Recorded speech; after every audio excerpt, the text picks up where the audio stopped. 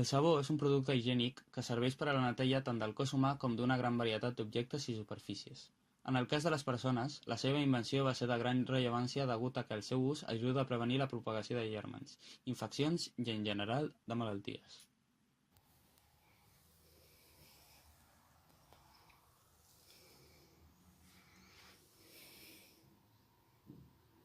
Actualment, el sabó pot ser animal o vegetal, però la reacció química que els crea és la mateixa. La següent reacció s'anomena reacció de saponificació. El sabó es fa a partir d'un greix, és a dir, un grup èster, que pot ser d'origen animal o vegetal, i una base forta, com la sosa o la potassa, i dona com a producte un alcohol, la glicerina, i una sal d'àcid gras, que és el sabó.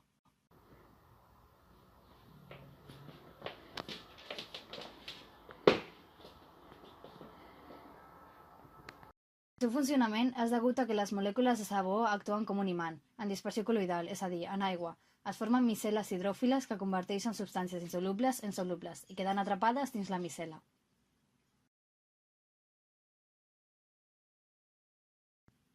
Les molècules de sabó, que són amfipàtiques, s'enllacen entre si per als seus extrems hidròfobs, llargues cadenes hidrocarbonades que s'associaran al greix mentre que els hidròfils, que són els que tenen el grup carboxil castellonitzat, s'associen amb aigua.